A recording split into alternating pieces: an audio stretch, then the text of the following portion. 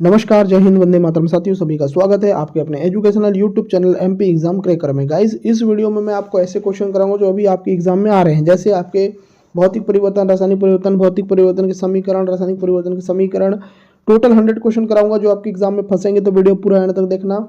Channel पर नए हो सब्सक्राइब करके बेल आइकन को प्रेस करना। पहला क्वेश्चन की भौतिक परिवर्तन में क्या बदलता है। अगर ये क्वेश्चन आपसे पूछा जाए, आप लगाना भाई पदार्थ की भौतिक अवस्था बदलती है।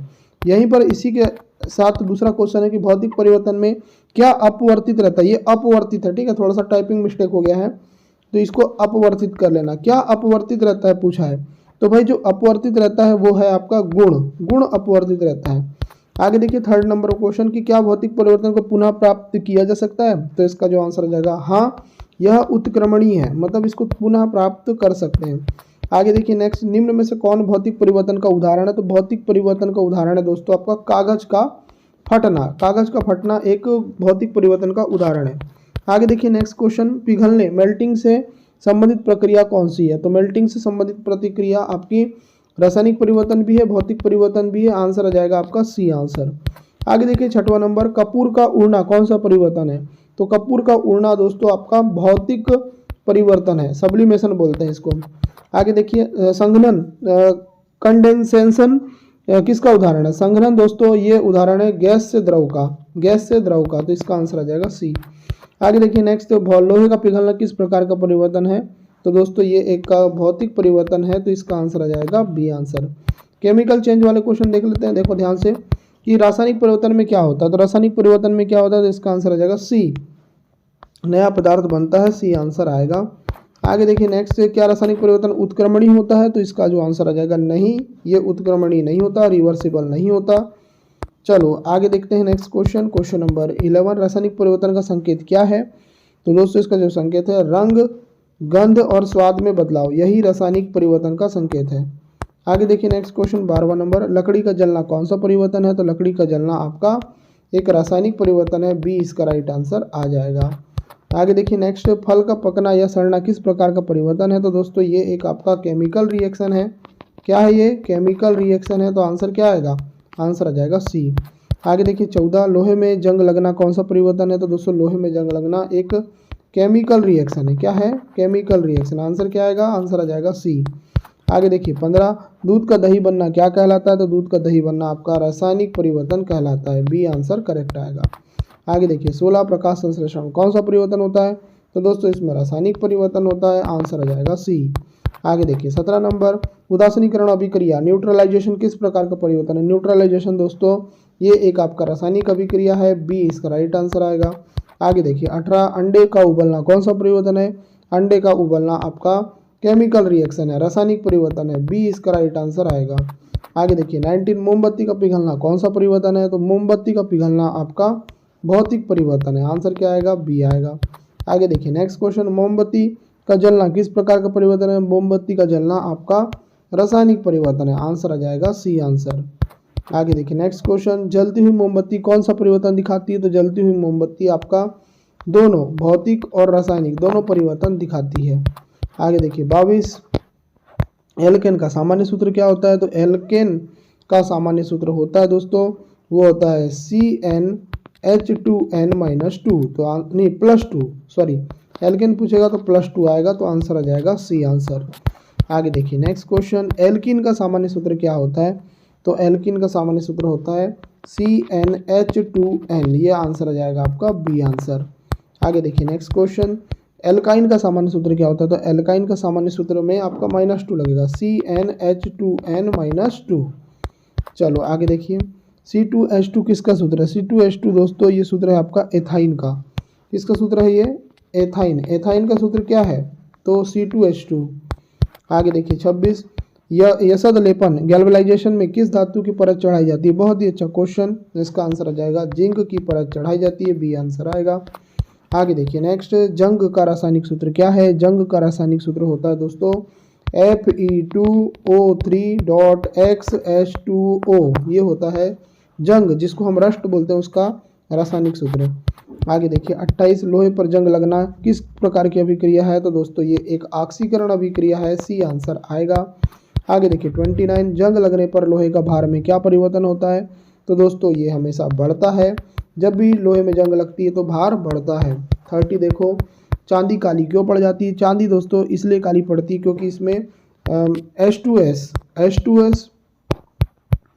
हाइड्रोजन ऑक्साइड H2S की जो है परत चढ़ जाती है H2S की। आगे देखिए नेक्स्ट क्वेश्चन, तांबा हरा क्यों हो जाता है? तांबा हरा इसलिए होता है दोस्तों, ये होता है CO2 और CO3 की वजह से, तो बी आंसर आएगा। आगे देखिए नेक्स्ट क्वेश्चन, निम्न में से कौन सा रासायनिक परिवर्तन नहीं है? तो दोस्तों रासायनिक परिवर्तन आपका चूने का पानी दूधिया होना, ये रासायनिक परिवर्तन नहीं है। चलिए आगे देखिए नेक्स्ट क्वेश्चन, रासायनिक परिवर्तन का प्रमुख संकेत क्या है? तो गाइस इसका प्रमुख संकेत है रंग गंध बदलना, तो बी आंसर करेक्ट आएगा। आगे देखिए नेक्स्ट क्वेश्चन, दूध का दही में जमना किस प्रकार का परिवर्तन है? तो गाइस ये एक आपका रासायनिक परिवर्तन है, तो बी इसका राइट आंसर आएगा। आगे देखिए 35, रासायनिक परिवर्तन किस प्रकार का होता है? तो रासायनिक परिवर्तन आपका अनुत्क्रमणीय होता है, सी आंसर करेक्ट आएगा। आगे देखिए 36, भौतिक परिवर्तन किस प्रकार का होता है? भौतिक परिवर्तन आपका उत्क्रमणीय होता है, सी इसका राइट आंसर आएगा। आगे देखिए 37, पशु अपशिष्ट से बायोगैस बनना किसका उदाहरण है? तो गाइस ये उदाहरण है आपका रासायनिक परिवर्तन का, बी आंसर करेक्ट आएगा। आगे देखिए चूने के पानी में कौन सी गैस प्रवाहित करने पर दूधिया रंग बनता है? तो गाइस इसका आंसर आ जाएगा CO2 gas, CO2 gas, B इसका राइट आंसर आएगा। आगे देखिए ऊष्माक्षेपी अभिक्रिया क्या होता है? ऊष्माक्षेपी अभिक्रिया क्या होता है? ऊष्मा को उत्सर्जित करना, इसी को बोलते हैं ऊष्माक्षेपी। आगे देखिए 40, ऊष्मा शोषी अभिक्रिया क्या होता है? ऊष्मा शोषी पूछेगा तो ऊष्मा को अवशोषित करना, ये ऊष्मा शोषी होता है। आगे देखिए 41, साग सब्जियों का कंपोस्ट में विघटन किस प्रकार की प्रक्रिया है? तो दोस्तों ये एक आपकी ऊष्माक्षेपी है, ऊष्माक्षेपी। आगे देखिए प्राकृतिक गैस का दहन किस प्रकार की अभिक्रिया है? तो गाइस ये है ऊष्माक्षेपी, ये भी ऊष्माक्षेपी है। श्वसन किस प्रकार की अभिक्रिया है? श्वसन दोस्तों आपकी जो है ये है आपकी ऊष्माक्षेपी अभिक्रिया। क्या है? ऊष्माक्षेपी, बी इसका राइट आंसर आ जाएगा।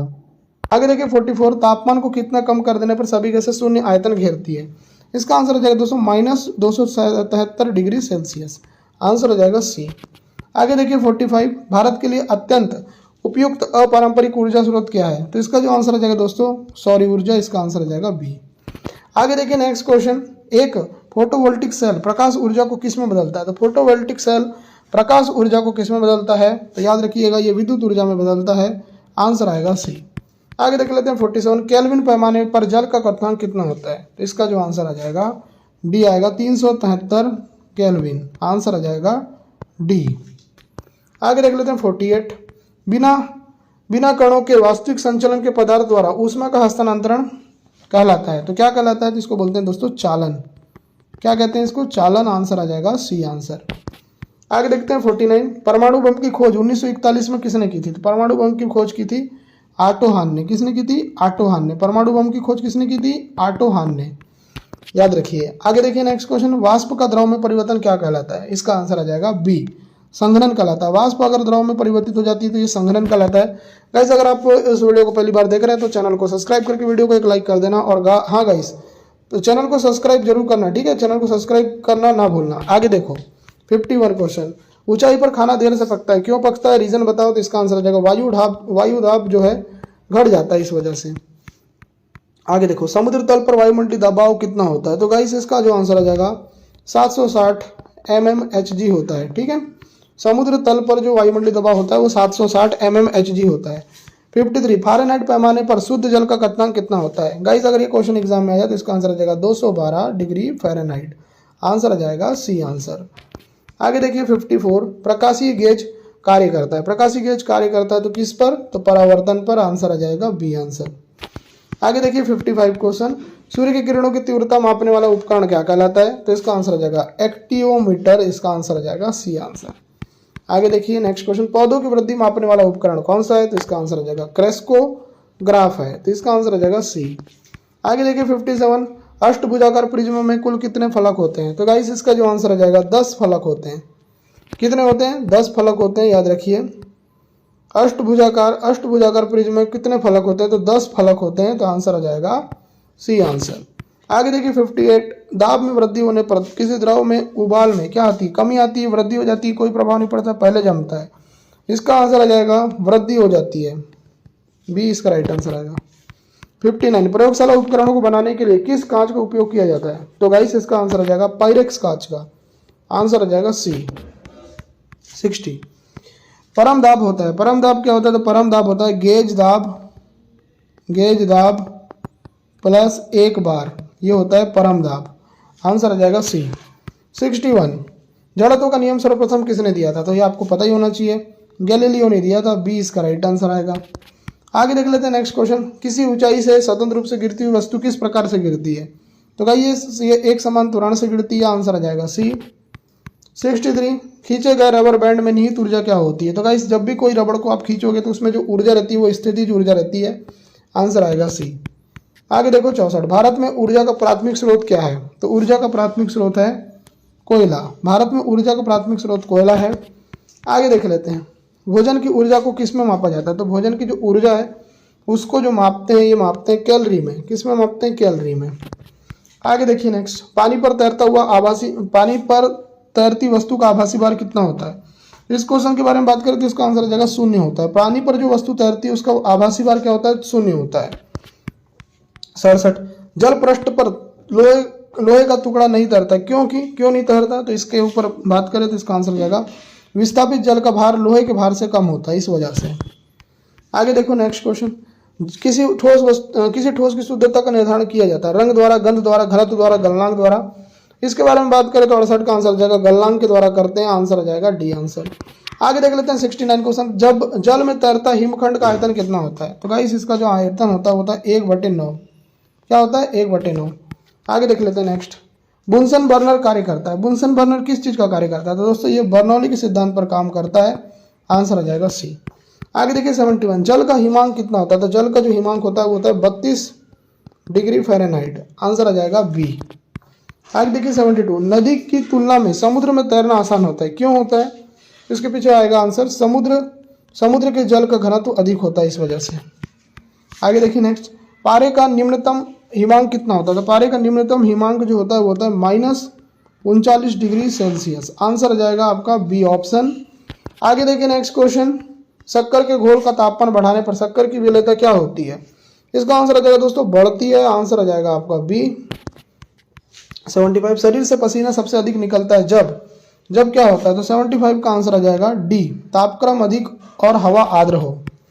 नेक्स्ट क्वेश्चन, तांबे की गेंद को गर्म करने पर उसका घनत्व क्या होता है? तो 76 क्वेश्चन का जो आंसर आएगा वो आ जाएगा घटता है, तो आंसर आ जाएगा बी आंसर।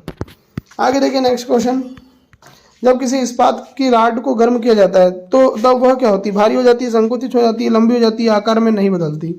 इसका जो आंसर आएगा वो आ जाएगा लंबी हो जाती है, आंसर आ जाएगा सी। आगे देखिए 78 स्थायी चुंबक बनाने के लिए किसका उपयोग किया जाता है? तो स्थायी चुंबक बनाना है तो इस्पात का उपयोग करोगे। किसका उपयोग करोगे? इस्पात का उपयोग करोगे। 79 रक्तचाप सामान्यतः किस में उच्च होता है? शिराओं में, धमनियों में, केशिकाओं में, हृदय में। तो इसका जो आंसर हो जाएगा धमनियों में। रक्तचाप जो है वो सामान्यतः किस में उच्च होता है? धमनियों में। 80 क्वेश्चन, सिस्मोग्राफ का उपयोग किसके रिकॉर्ड हेतु होता है? तो सिस्मोग्राफ भूकंप की अगर तीव्रता अगर आपको मापना है तो सिस्मोग्राफ से मापोगे। 81 क्वेश्चन, एक बैरल में सामान्यतः कितने लीटर होते हैं? तो एक बैरल में होते हैं दोस्तों 159 लीटर।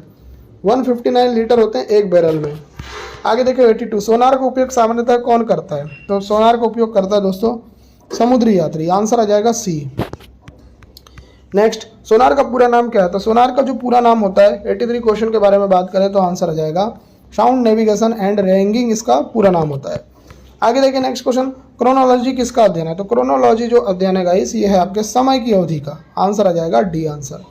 आगे देखिए नेक्स्ट क्वेश्चन 85 ग्रह सूर्य के चारों ओर किस कारण घूमते हैं? तो सूर्य के चारों ओर ग्रह इसीलिए घूमते हैं, तो इसका आंसर आ जाएगा गुरुत्वाकर्षण बल की वजह से।